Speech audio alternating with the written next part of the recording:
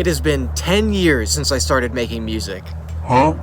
That's right, 10 whole years. 10 entire years. Huh? Okay, buddy, what aren't you understanding? A decade, 10 years. Okay, I'm out of here, man. 2013 was the year that I started making music. And you know, it was at 17 years old. And I thought I was too late to make music. I was like, God, everyone I know, or the people at least I noticed, are like, yeah, I started playing piano at 9 years old, 10 years old. I'm like, man, I'm starting at 17. I don't even know how to play any instruments. I don't know anything. All I know is that I listened to a lot of Skrillex and Deadmau5 and rap music like Waka Flocka Flame at that time. He was coming out hard. Pause. And as well as like indie type of music, like MGMT style, like I guess you could call it indie. That kind of stuff. So all three of those styles of music, I'm like, God, all this type of stuff just makes me feel so cool in so many different ways. Like sometimes some songs make me feel happy, sad, just determined.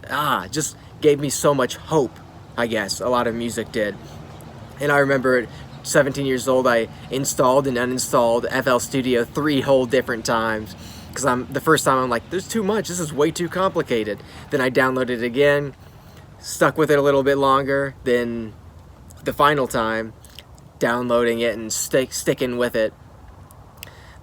And I finally just stuck with it and realized that the program is actually more simple than you'd think. It's actually a bunch of different little things. Instead of one entire program, it's a bunch of little things inside the program. Made it a little bit easier for me to grasp. I would always just look up YouTube tutorials, and in 2013, 2014, around that time, there wasn't too many tutorials, but there was enough for me to learn everything I needed to learn, pretty much. And today, there's so many good tutorials, it's insane. There's so many dedicated YouTube channels for that. Now it really is crazy. So, which is awesome for you guys if you want to get started. Now's the best time of any time, really.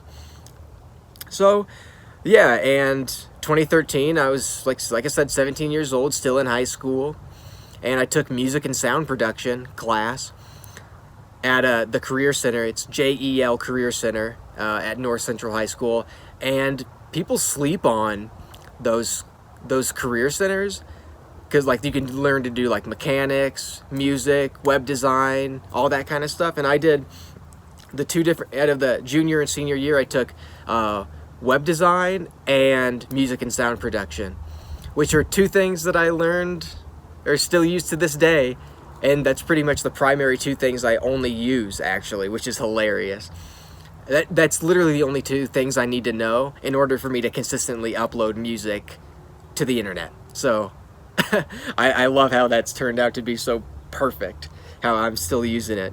And I remember watching YouTube tutorials, and like I remember being in my friend's basement crying like a little bitch, like I gotta learn how to use this. I was just so determined. I just wanted to know how to create this stuff so bad because it sounded so beautiful. Like, you know, a lot of specifically Skrillex and Deadmau5's stuff were crazy. That it just didn't seem like real. And I'm like, oh wow, I can make this kind of stuff. Let's give it a shot, you know. Took me a long time to really figure out how to do it. Even those early songs I thought were awesome, but when I listen to them now, I'm like, oh. You know, I saw where I was trying to get to, you know, in trial and error, right? And so I graduated high school, 2014, and got it, just, you know, took a year off kind of thing, got a job at Sam's Club, and before that I had worked at Kroger, grocery store. So Kroger I worked at in high school, graduated, then worked at Sam's Club while I was just consistently making music. So living in my parents' house, making music, and then going to work at Sam's Club, and that's basically what I was doing at that time. And did a little bit of research, found this little online school, or not online school, but online I found it, obviously. Found it online, this music school that kind of specified in something I liked, and it was in LA, so I decided to go move out there. It was a year program. And so yeah, it was like 2015, 2016, I moved out to LA. So I went from living in my parents' house just my whole life to living in an apartment with a roommate that also went to that school. Yeah. And for the very first time, first place I moved out was, not only was it across the country, but it was by myself basically, with no brothers, none of my brothers, none of my friends, no parents, no nothing. So that was a kind of a wake up call, I guess you could say, or just, I'm growing up, kind of, just making my way in the adult world, which is where life really starts. I wish I wouldn't have took high school so seriously. I would have taken a little bit more risks socially and stuff, because at that time it seems like your whole world. But nonetheless, here we are, a year outside of graduation of high school, decided to take this one year course in LA, moved out to Burbank, California, had a roommate in a pretty solid apartment across the school. And I realized one thing is, no one's gonna wake you up. And that sounds a little weird saying that, but I remember if I went to bed, went to bed and I stayed up really late or something back at home, that if it was like noon or 1 p.m., my mom would come and be like, "Hey, what are you doing? Wake up," kind of thing. And I realized when I moved out to LA, I would wake up and it would be just silent. And I'm like, came to the realization that's so obvious, but that no one's gonna wake you up. Nobody's gonna make you breakfast. No one's gonna make you coffee. No one's gonna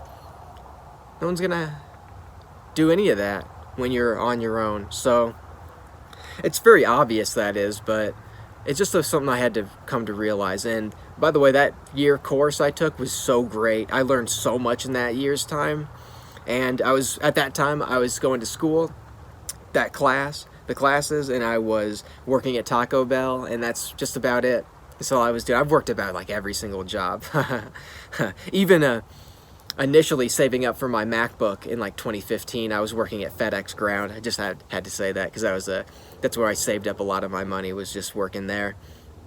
So yeah, the year course ends. It's 2016, or it's around 2016, 2017. Moved back to Indiana, and at that time I went to work at Lifetime Fitness, which was a good place to work at because it was in the food court, and I just got to eat. So they would let us we could get away with murder there. It was like, we just ate all the food. It was so high quality and so good. And yeah, I came back to Indiana after living a year in LA for the first time. Came back to live with my parents, stayed at Lifetime, saved up, worked on music, just saved up all the money I could. And yeah, that's about it. I saved up a lot of money really quick because I didn't have any rent or anything. And I really wanted to move back to LA because it was such a cool little place that place is. And 2017, 2018, I moved back out there with a roommate that's also interested in music. We moved to a studio apartment in North Hollywood. And all the room was 2 desks from IKEA and then 2 beds. So it's just an office, basically, and that's how I wanted life to be. I wanted it to be. I always really fancied a guy named David Cho, an artist, and I liked his mentality on stuff. I always felt like I needed to live life a little differently. Like, if I lived in a house, the living room would be the office, the bedrooms would be offices, and I would sleep in like the basement or something like that. Because if you want to get different results in life, you're gonna have to live a little differently than the average person does. Like, most people are just living in their bedrooms, they have the living room, the dining room, but I'm like rearranging everything in order to just make things different, because you want to live different, you want to get different result, you want to live like a 1%er in terms of like, I want 1% success, like, because music is already a hard enough thing to break through. I gotta live a little differently in order to get the results, because most people are doing the same kind of lifestyle over and over again. Oh, did I mention I'm in Denver, Colorado right now? I got mountains behind me, really cool. Just enjoying myself. I need to take a break from this world right now. But, so where were we? Yeah, I moved back to LA, and I got a job working valet at Warner Brothers, where I could also basically get away with murder. It sounds really cool, but basically you're just sitting on a roof all day. I would bring my laptop and work on music all the time, like for hours there. It was a really solid job in that aspect. Cool people, and very, very solid job, I must say.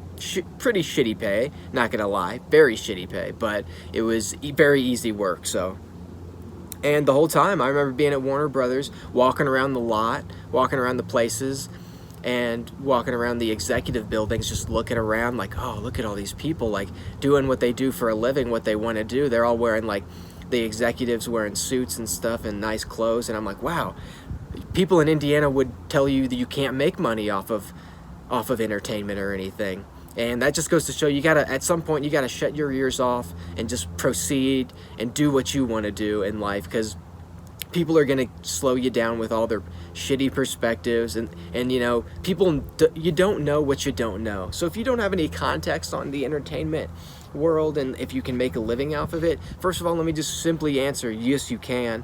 But just don't listen to too many people. Like, don't listen to people you don't respect their opinion of in that field or subject. So yeah, don't try to argue with people. Just hear them out. If they're like, yeah, music's a hobby, you can't make money from it, my response just would be, okay. So but that time, while working at Warner Brothers, I remember sitting there on the rooftops with my laptop or going into the different places and trying to figure out, like, okay, I'm making all these instrumentals, all these beats, all these different stuff. I'm not like a vocalist or anything. I just wanted to be like a producer guy. And I just started trying to figure out ways to hack, like internet hack, social hack. So, for example, I remember going onto Reddit and going to like the YouTube pages or YouTube section. And then like people that I remember going to like dancing section, video gamer section, and I would just type in like, hey, royalty free music, use my music, just put my name in the description and you can use it, whatever. And I remember one channel called I think it's Vidiots. They used one of my songs. That was like my first little break. It wasn't anything good. I didn't really gain much from it other than like a few thousand views on one of my songs, which I had never gotten before. I'd always gotten anywhere from like 0 to 100 views for songs, never 1,000. So that was my first like little cool thing. But I'd sent like hundreds of Reddit posts of like royalty free music, dance and electronic, and I would like link it in there. Another thing I did was go to rappers and like singers section and be like, hey, here's free beats, use them. And I remember being into Gary Vee and the left hook, right hook, jab, in terms of like giving value. So I would give value by free beats, and then the right hook would be, so free beats, and then I'll mix and master them for free, and then you got yourself a musical product. So I'm giving a lot of value, as much as I possibly can, for no money at all, just free, completely free, to just try to get my foot in the door in any way. Nothing really came from it other than a bunch of just like lazy artists that are like, oh, use free beats. Nothing really came from it. None of the artists became any popular, but I gained a lot of knowledge from doing that. And let's see here. And I tried to be social as much as I can. I've always been a little bit introverted. I'm okay, this is who I am. I'm like an introvert who wants to be extroverted. So I've always wanted to be like a guy that's super social and everything, but I've always just done my best. And I remember going to some parties in LA. Like I remember going to a lot of the early Shop Heaven parties. Shout out to Lulo, who ran the parties. God, what a great person. I love some of those parties were really cool events and stuff. So I tried to be as social as I could. Nothing really came from that either, other than just like the practicing of like approaching people and just talking about music and whatnot, or, you know, anything like that. So, but 2019 comes and I moved back to Indiana. And because it was just like too much money out in LA, and I'm like, do I need to live out here? I can just work on music back home. It's way cheaper. And that's when 2019 is around when I started experimenting with my voice, because I'm like, okay, no artists that are of notoriety that I'm sending emails to are really getting back to me. Because I was sending emails to artists that I did want to work with, not just like giving out free stuff on Reddit. I tried sending stuff to people that were popular, or at least a little bit of popularity, anywhere from like a couple hundred to thousands of followers. Just stuff that I like to listen to. And 2019 is when I started experimenting with my voice. I'm like, well, if no one's really gonna use my beats or instrumentals, then I might as well just use them myself, like, and just at least put my voice on it so people can get, like, maybe make demos. So then I'll send the demos out to people, and then they can put their vocal on it instead. So, you know, trying to do that kind of thing. And really, my voice was getting a little bit stronger and stronger. And I started just like deciding in 2019, let's see what happened. Hang on. Up to this point. And oh yeah, I gotta say, as I hadn't, up to this point, like as a Syl and Dana, I hadn't really been uploading too much music. Like I had done this little Gemstone series thing, which I thought was really cool. I really liked the concept idea of like 4-song EPs. I really loved that because I remember being in music and sound production on iTunes at the time, in the dance and electronics section, which no longer exists now. And I would listen to like these 4-song EPs, which was like the perfect amount of songs, like not too many to be like too much, but not too little to be too little. Just a perfectly amount. 4 songs on an EP gives me the idea exactly, and I like the cover arts that would go with the song and stuff, and I thought it was really cool. So I did a Gemstone series, like Sapphire, it was different shades of blue, Ruby, different shades of red, Emerald, different shades of so on and so forth. And that's all I had really uploaded. And I remember then, you know, kind of 2020 happened, and I realized I got a real wake-up call. My life flipped upside down. I'm like, okay, man, what have I been doing this whole time? Like, I've been getting some knowledge here and there, but like, I need to put like my foot to the gas and just go really, not just, you know, I need to just make something happen, you know. And I'm like, I realized, I'm like, wow, I haven't even really uploaded that much music throughout these years. So 2020 happened, and I just start uploading a little bit more. Uploading. Yeah, I realized like something's got to give. That's what I put on here. Something's got to give. I kind of thought that in 2020. So I'm just living off those COVID checks, because I've been working valet back in Indiana, because I just transferred back to, because you could transfer from LA to Indianapolis. So I did that, was working at a hotel, and then COVID happened. There goes the hotel industry completely. So I'm just living off those COVID checks, and I'm like, if I was making a living off of music, and I'm getting these like COVID checks that are, in my opinion, a little too big, like I was making way less money than the COVID checks were giving me. So I'm like, all right, if I was making a living off of music, how would I be doing it? So I was pretending, I was LARPing as if I was making a living off of music. So I was saving as much money as I could, working on music, uploading a little bit more songs here and there, and realizing like, oh, this is cool. I can upload music, and like, instead of just uploading one song, it not getting that many views and being like upset about that, I was like, I'll upload a song, and then no matter what happens, a few weeks later, I'll upload another one. And then instead of looking at the views, I would worry about and being like, instead of like, oh, I got this many views, I'd look up, okay, I uploaded this many songs. That was my metric of success. So trying to get as much music out there as I possibly could. If it took 2 weeks to upload a song or make a song, I would upload once every 2 weeks. If it took a month to make a song, I would upload once a month. Uploading as much as I can without compromising the quality of the music is the mentality that I had with it. And yeah, a lot of the songs were just collecting cyber dust too. They're just sitting on my folder. I'm like, I got a lot of good songs. Let me just start uploading some of them. And that's the start of 2020. So now 2021 to 2023, it's been basically the same order of operations. I haven't really changed much in the process. Like when I go to my computer, I just make whatever I feel like making, and then I upload whatever I feel like uploading. And so whatever song kind of pops off, I'm totally fine with it. If it's like an indie style song that gets more popular, cool. If it's an electronic song, music song that gets more popular, awesome. Something with my vocals on it, great, cool. And that was my first song that really caught a little bit of traction was Nice to Know Ya, the one with the vocals on it. I didn't really think it was too great. I thought it was like cool, like, oh, this is pretty like out there and little strange, the vocals are a little wild. And yeah, that one was the first one that really started catching a little bit of buzz, and that was 2021. And funny thing happens with the internet, a year and a half later, then the instrumental blows up. So end of 2022, beginning of 2023, the instrumental blows up crazy, and I'm like, holy crap, man. And then I'm listening to like all the TikTok videos and seeing how people are interpreting it, and I'm just blown away by like hearing the songs and seeing these dramatic videos, emotional videos of like people loving that song, the instrumental song, and now I'm like realizing it's almost given me a different life of it. Like I can only make the song, and that's cool, but then you guys kind of put the life into the songs. That's what it seems like. I make it, you guys fill it with love. Like that sounds corny as hell, but that's kind of how it is, really. And yeah, I haven't changed anything in the process, and it's like I said, 2013 to 2023, here we are. It took 10 years, and now I'm making a living off of making music, and I'm down to do this a whole nother 10 years.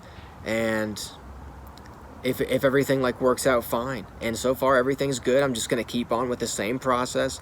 I'm not gonna stop anything that the people like. A thing I hate about what artists do when they start getting a little bit more popular is they start like ditching the stuff that got them popular in the first place, and start to like shift what they do in terms of like they start making stuff that like nobody asked for, or is like, I don't know.